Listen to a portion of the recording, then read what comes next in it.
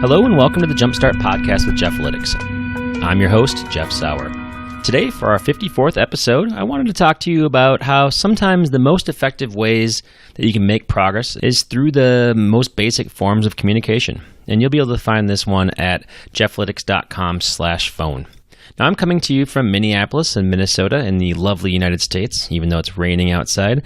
And I know that in the last episode, I've alluded to me being resting and just sleeping for the rest of my life after a crazy few months. But instead, I hit the ground running on Monday, and I got inspired to work on a project where I'm going to put a CRM system in place at my company and going to use a process to close deals with prospective customers for my online courses as well as for my consulting projects. But before we get to that, I wanted to make a programming note. It seems like my standard interview podcasts have really fallen by the wayside in the last few weeks, and that's true. I just haven't been focused on scheduling interviews while I'm traveling, trying to figure out time zones and figuring out whether the internet connection was going to be working in these places I went. And so I just haven't had a chance to do it. I really do need to work out a process for this, but honestly, it's been a low priority to put something in place because there was just too much going on and it was too difficult to get it scheduled. Now, I hope that I can get something in place for August where I record podcast interviews each week on a specific time of day on a specific day.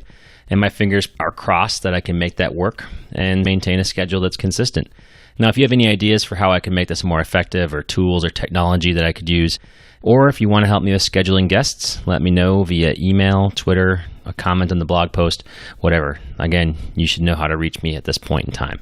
I'm one of the most accessible people on the internet. Okay, with that out of the way, I wanted to share some thoughts on low-hanging fruit for a business. And how do you take advantage of low-hanging fruit? So let's talk about 10 revelations that led me to implementing a CRM system for my company this week. This episode is going to be fairly experimental because I'm still working on the process myself. I'm still processing the information, and I really don't have all the answers. But when has that ever stopped me as an entrepreneur? Basically, you need to make decisions with incomplete information almost every single day, and today is no exception. And so let's get to it. Number one, numbers are people. I think I mentioned it in our last episode, episode 53, when I was coming back from Estonia, about how I have 7,000 students in my online courses that have taken them. Actually, almost close to 10,000 if you add all the other outlets that I've recorded courses for. And for a long time as an entrepreneur, you get obsessed with increasing those numbers. Like, how do I get more? How do I get more enrollments? How do I get these things to happen? You know, my email list, I think it's up to like 15,000. How do I get to 20,000? It's always about numbers, right? So you set these really round numbers and you get really focused on it, which is great. You need to do that if you want to grow your business, especially revenue numbers, no doubt about that. But then when you meet these people, when you talk to them, it's like these are actual people. So it's not just 15,000 getting to 20. It's how do you service and how do you get to know these people who are at this level. And so I think you need to have this type of realization when you look at your business, and that is that numbers are people, and that's really important. And that leads me to number two, which is that lots of people are just numbers when you look at it from the other side of the coin. So let me talk about that. So I had a launch go in March for my agency course, and it did well. I always, as an entrepreneur, you always think things could do better, and I know there's ways that I could do better. But basically, we're talking about 1,000 people on the launch list who were receiving the emails, hundreds of people who watched the videos that we put out there. We had like the 3 video sequence, and hundreds of people who went to the sales page. And I'm not going to give you the sales numbers, but just know that there's money and opportunities left on the table. A lot of people go to your sales page and then they do nothing else after that, which is pretty common, right? But when I started thinking about it, I worked with a team member named Gauri from the Jeffalytics team, and what we did is we pulled a list of the people who were highly engaged with these emails we sent out but didn't buy. People who were really interested in it, who read all the weekly agency Sage emails that I send out, who just follow everything that we do and click through on it. Our email system lets us know who's highly active. And I said, let's talk to them. Let's email them and see what's going on with them. Let's make them real people. Let's do it. So we started researching them. We looked at their company names. We looked at if they have a Twitter account, LinkedIn. We did a lot of research on the most engaged people who didn't end up buying. And I felt like I got to know them a little bit. And so then what I did was I decided, how are we going to form a relationship with them? And so the first thought was to just email them out of the blue, but I was like, well, we need to make this a system, right? We need to have a system so that not only can I email them out of the blue, but how do we track if they responded? How do we track if they're interested or not? And so instead of emailing them out of the blue, we waited a week and we evaluated a bunch of CRM systems that have free trials to see which one worked the best for us. Right now, we're leaning towards one called Pipedrive, just because of the feature set and integrations it has. But basically, I use that tool to put in profiles of these low-hanging fruit people, and then I started emailing them, tracking all the emails we sent out, tracking their response and everything. And the first one I sent out was the most actively engaged person, and they responded within 2 minutes. And they said, hey, let's get on the phone and let's talk. I would love to talk to you about my business and see if this is a fit. And so we got on the phone within 5 minutes. Like this is not supposed to happen, right? You're not supposed to just get that to work right away. But got on the phone within 5 minutes of that. It was like right before 2:00. Talked for 15 minutes, almost exactly. And he said, all right, send me a link and I will purchase the course. And I was like, holy shit. That is amazing. It was just that simple thing where this person was on the fence for a long time, not sure if it was ready for them. And the offer of talking to them and just the ability to go out there and do a high touch call with them was all that they needed. And so that was pretty epic. So that's pretty interesting. These people who either abandoned the cart or didn't even get to the cart, but they got to your sales page, as long as you're using email marketing to drive them, which I was, you have a record that they viewed these things. So I have the analytics available to see what they've done. And now I have a system in place where, and I'm working on this to automatically feed in that information so that I know who the lowest hanging fruit are, who the people who have been looking at all the pages, who are highly engaged, who they are, and then I can just email them. So instead of having to go out there and say, who should I talk to today, or only rely on inbound, I can be proactive with the outbound for the most engaged people. And this process has worked already. It's been a very, very nice week since I implemented the CRM system. It paid for about 10 years of the CRM system just with the number of sales I've gotten from implementing this process. And I'm just getting started. I'll talk more about that as we go forward. But that leads me to point number 3, and that is that everyone is a delicate and unique snowflake. Now, I don't like using that term because I think that's been negatively associated with millennials, of which I am a millennial, people who want to be unique and they want to talk about their individuality. I don't know why that's negative, though, because why wouldn't you want to be an individual? Like, is it really, like, is it a negative thing if you want to be recognized or if you want to actually have something matter instead of being treated like a generic piece of cattle or something like that? That's like, why does Snowflake have to be negative? I understand why they think it's negative. Anyway, on to my point. Everybody who is potentially a customer wants to know the answers to their questions. Now, you can put FAQs on your site, you can put testimonials out there, you can do a lot of stuff, but that isn't their questions in their exact words. What it is basically it's a highly sterilized answer to a question they might ask. And so it's never as good to have to have those testimonials and that type of stuff as it is to just tell them on the phone. And so, like I said, I've gotten on the phone with several potential customers and just answered their questions for them. And it was really beneficial to me because I got to understand what their problems were, what they were looking for, and what their unique situation was. And so it was really, really fascinating to have these conversations because I got to learn exactly where their problems are, and then I got to offer a solution. And I got to be honest too. Like, there's some times where they were expecting something and I couldn't do it. And there are other times where they're like, oh, I didn't even know that was available. I was like, yeah, I know. I have this long sales page. Nobody ever reads all the words. Yes, this is in there. This is like a highlight of it. It has 2 benefits to do that conversation. One is that person ended up buying because I answered their questions for them. And then 2, now I can answer those questions proactively for other people. And so that's really a nice benefit to doing this, is that I can proactively answer questions and get it out there. Number 4, not everybody is ready for what you have to offer, though. And so some of the conversations I had, people were basically saying, hey, I love everything you're saying, and I hope to use it someday, but I'm so far behind on all the other commitments I have that I don't want to add one more to the pile. So, for example, a lot of people who are on my prospect list for that particular product bought my other 2 products. And so they become a hot lead if they buy both the products and then they read all the emails about the agency stuff. Well, then you're a hot lead. I figured that some people just wanted to know what I was doing next and just wanted to like stay in touch because they liked it, or they don't want to miss anything. They don't want to miss an offer or something like that. But quite a few people who were on that list, they ended up confirming that bias. They were just following me because they liked it. But they said, hey, in 6 months, reach out to me, or in 6 months, I might be ready. And the reason why is because I have your other 2 courses and I've watched the first 3 videos and I need to get this stuff in order, or I need to get my skill in place. Now, I respect that, but I also tell people you're never going to have all the information. You're never going to have all the answers. Being the number 1 person in the world at one particular skill, whether it's analytics or PPC, it doesn't matter nearly as much as you think when it comes to providing services. What it comes down to is it's not so much the layers of expertise, it's how a client feels about working with you. It's about the fit that they have. And so can they pay you money in order to do the work for them? Yes, you can still do work if you're not an expert. Obviously, I would prefer an expert work on certain things, but you can still help a client get there, and you can learn your craft by working with somebody. So you can provide services and service a client even if you don't think you're the number 1 person in the world, because there can only be one number 1 in the world, and it's probably not any of us in a particular area. And so that's my overcoming of that sales objection, and that is, oh, I'm not ready yet. Then what I say is, when are you ever going to be ready? Am I going to call you in 6 months and then you're not ready?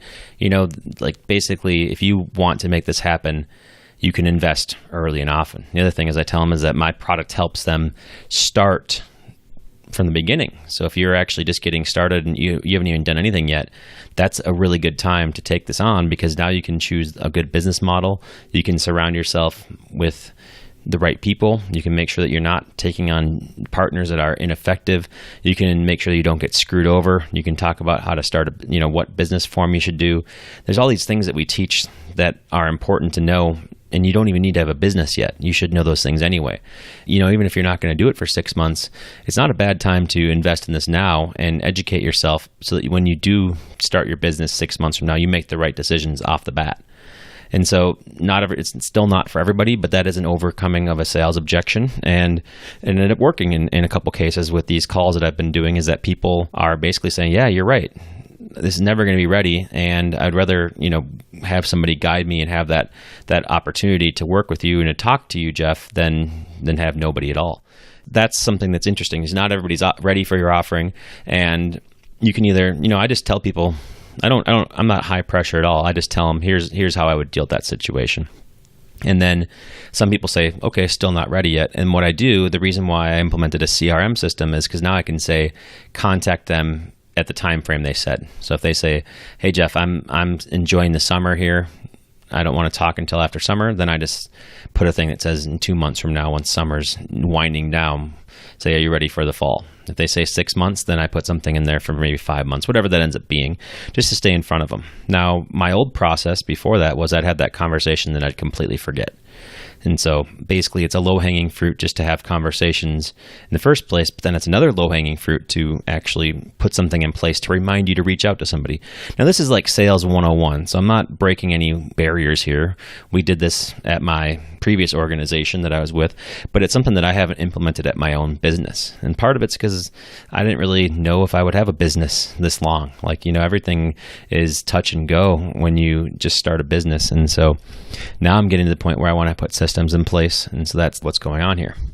Number 5, dialogue over monologue. Now, this is actually something, just having a conversation with somebody where I can listen to them and they can listen to me is really important, because outside of these conversations where we are having a dialogue, and the reason why this episode is called Pick Up the Damn Phone is because I can do broadcast emails till forever. And actually I have them in place. They're automated.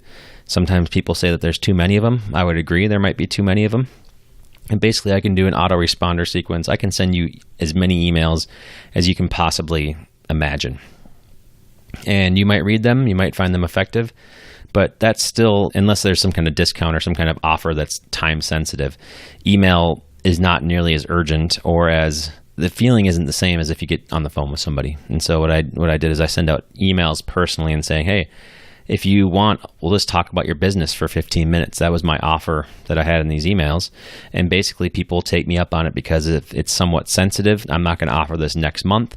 And then also it's an opportunity they wouldn't normally get. Instead of sending 50 emails to you explaining things, actually a 15-minute conversation with a dialogue is more effective than 50 emails that I could send out. Now, it depends on the person, of course. Some people read the email and then they get exactly what I'm trying to tell them, and they're like, yep, this is it, I'm in on this, or whatever it is. But usually the dialogue can be much more effective. And so picking up the damn phone was really beneficial for me, and I've been doing it a lot lately. This is the first time I've done it from a pure sales perspective, but I also have been on the phone with existing customers, learning about them, why they made the decisions, learning about their business. And so the more conversations I have, the better I feel about all this. Number 6, discovering the low-hanging fruit. So I sort of touched on this a little bit earlier in one of the other points. Basically, there are a lot of low-hanging fruits in every business. In this case, you could listen to this and be like, why didn't you realize this like a long time ago, Jeff? That's a good question. But this is when I finally decided to act on it. So you realize things all the time. It's when you decide to act on it that actually it becomes real. There were a ton of people who watched the videos and then didn't buy. And I had metrics on that. I had a ton of metrics on it. So why didn't they? And how do I get in touch with them? Outside of like calling them on the phone, sending an email, saying that I did some research on them, that I learned about them, and wondering if we'd be a good fit, or if I could just learn more about your business and offer any advice, because a lot of people are looking to freelance, or they have a small freelance business and they want to grow. Then I can say, oh, I did that too, and let's talk about it. And I can give you some tips, and that's really beneficial. Now, I'm not doing these calls. I mean, obviously, sales is an objective in doing a call like this, but really more than anything, the objective is to add value to these people, to give them real value. So that's the whole point of the offer, is within 15 minutes, if you're working through a business problem, I've gone through it probably, and I can help you solve it. Now, not everybody knows what their business problems are, and that's the ones that will probably ignore the emails. Maybe there's a different offer that they would gravitate to. I have to still figure that out. That's part of why you have a system in place as well, a CRM system, because you can find common traits and you can say, okay, here's the profile. Not only that they were very engaged with the website, so like the web tracking activity, but also what's their persona? Are they, what is it? What characteristics do they have that make them yes or no want to go into this? And so that's something you can take a look at, and you can use metrics to discover your low-hanging fruit, because there's a lot of them in every business. Like I said, if there's 1,000 people who are on the list, there's hundreds of potential sales that I just need to send an email to, and I think you can close 10% of them if you can get to that point. And so you can have 100 additional sales if you just go out there and you discover the low-hanging fruit. You start up a conversation. So that's something I'm working on now. Number 7, offer something out of the ordinary. Now, discounts work well, right? Offering a discount, like I said earlier, in an email works pretty well. But you can't always offer a discount. You don't always want to. In this particular case for this product, I'm never going to offer a discount for it because it's that valuable, and it's time intensive to help people build their business, and there's a lot of payoff in the end. And actually, somebody who took this course, they closed a $115,000 deal because of the things they learned in the course. At least that's what they credit me with. They said that the return on investment's gigantic. And I actually got on the phone and helped them negotiate the contract. I'm not going to take all the credit for it. This guy did all the work, but I also helped him make sure that he didn't get screwed over as much as possible, and helped him understand what terms he should ask for, how to concede things if they're saying, I want the price to be lower. How do you take something off the table? How do you give a perceived value? Anyway, so I offer, that's something out of the ordinary. I'll call maybe that's an offer now, is that if you ever are in a point where you're closing a deal, I will get on the phone with you and help you close the deal. Not with the client, but with you. I'll help you understand the terms. So I was thinking, is that an offer I can do to people who are on the fence of whether they want this or not? Maybe that's their thing that they need. Or the other offer is the 15-minute call just to discover your business. Now, that's sort of generic because, again, like I said in an earlier point, not everybody knows what their business problems are or is ready to talk about it. So that's where you experiment with offers. You experiment with headlines. You can do all kinds of different experimentations to see what people value the most. And then you can talk to them and say, hey, what was it that made you hook? Was it the fact that it was the call? What was it that did this? And so that's the whole thing, is like, you can try to automate a sales funnel and send out emails, but until you talk to somebody, until you pick up the damn phone, you're not going to know whether that's going to work or not. Like, you can read best practices, which I do quite a bit of. You can take online courses. You can do all those things. But I think that you could watch 12 hours of somebody's online course, and you can learn more in a 15-minute phone call if it's that little piece of information that you need, because you can get right to the point. And so that's something where offering something out of the ordinary that isn't in all the other emails they get, whether it's uniqueness or whatever it is, that can go a long way. And I'm still experimenting with it. Hopefully we can do a follow-up to this episode if you're interested in it, where I can look at the CRM statistics and I can say, here's how much money per email that I send out. Here's how much money per phone call that I get on. But I can say that the time I put into this has been extremely high return on investment. This is the most valuable per hour activity that I've ever done in my business. It's been pretty tremendous, and we're only halfway through the week. So think about it from that perspective. Number 8, using voice is about as effective as it gets for communication. I don't know if this really needed to be its own point, but you are listening to this podcast, so you know what I mean by talking. It's really effective. People pay attention to it. There's a whole different reaction to somebody's voice, whether it's on the phone or in a podcast or whatever it is, than there is to written words. Now, I'm a big fan of written words. I like them because you can perfect them. You have control over what gets published.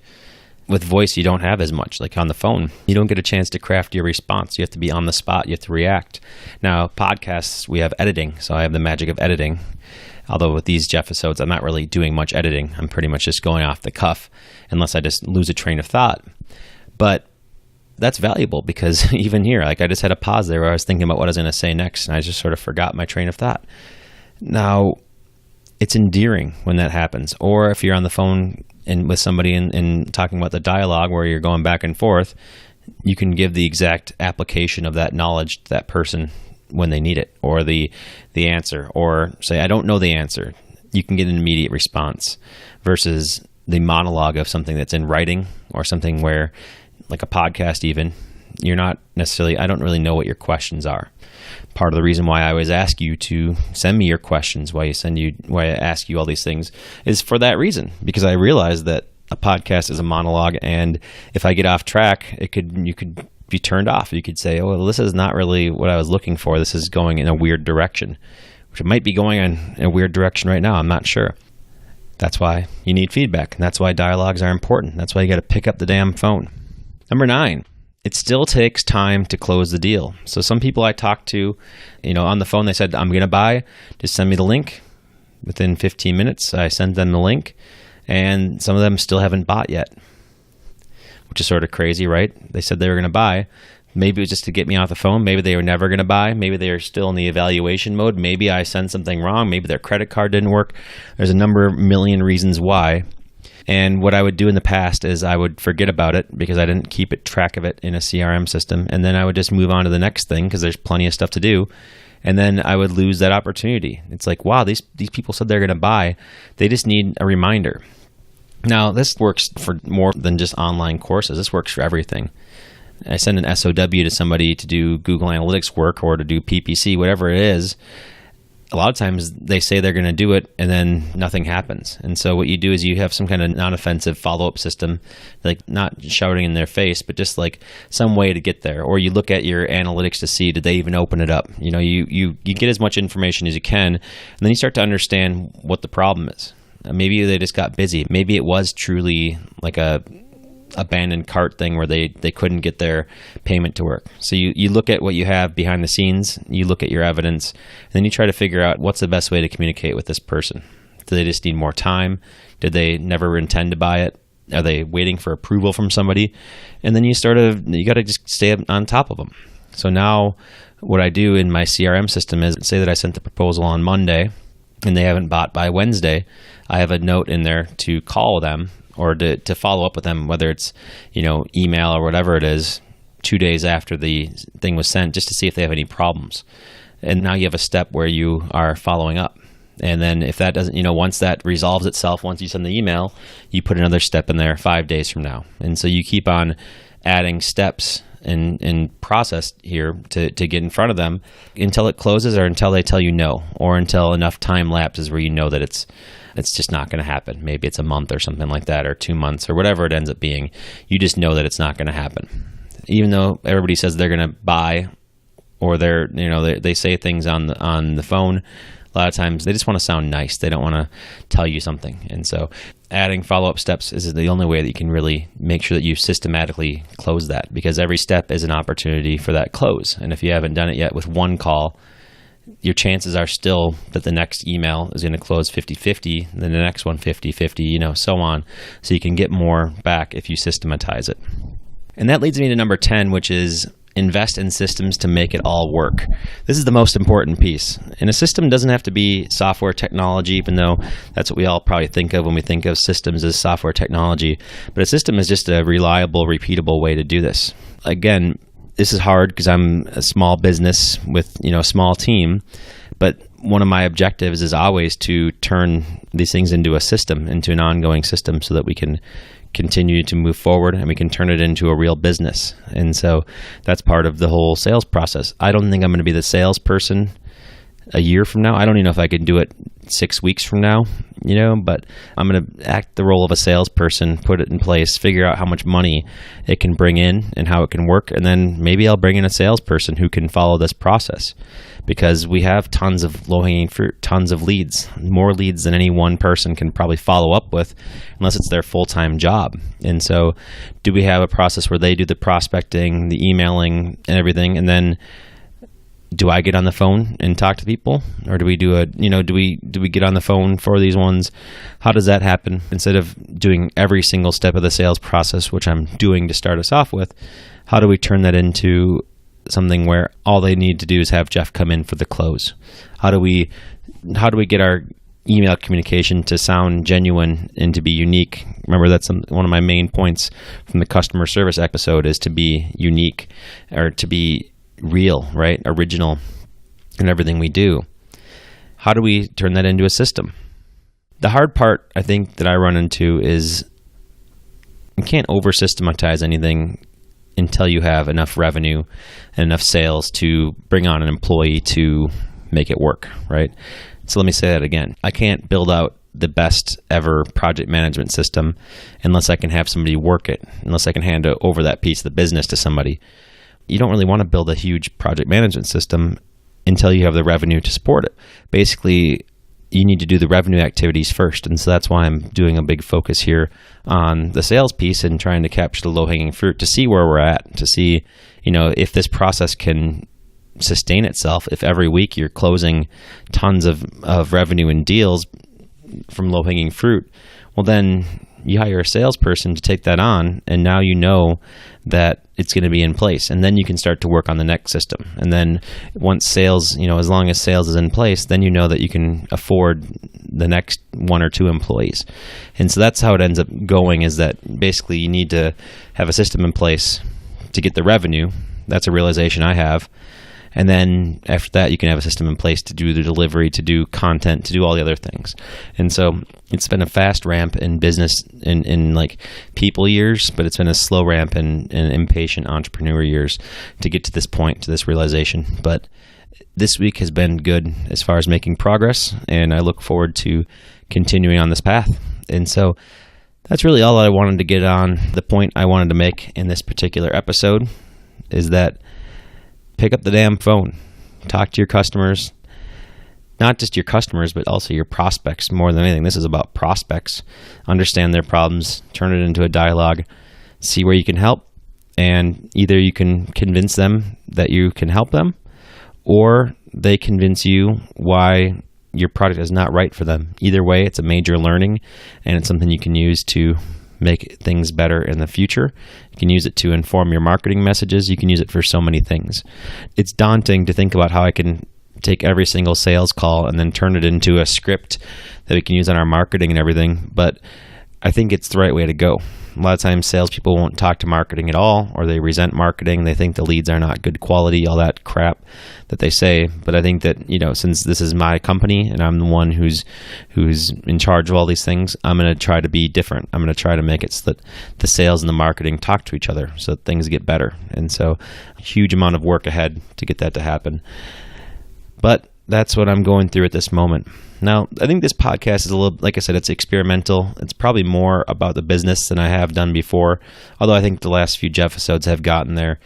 But hopefully it's useful for you. I don't know. I actually don't know, because a lot of you are marketers. You don't really care about sales processes. You don't really care about my business. You care more about the talk about marketing and specific useful marketing things. But hopefully it gave you a new perspective. It's a growth area for me as well. And so, again, I talked to several of you in person last week in Minnesota.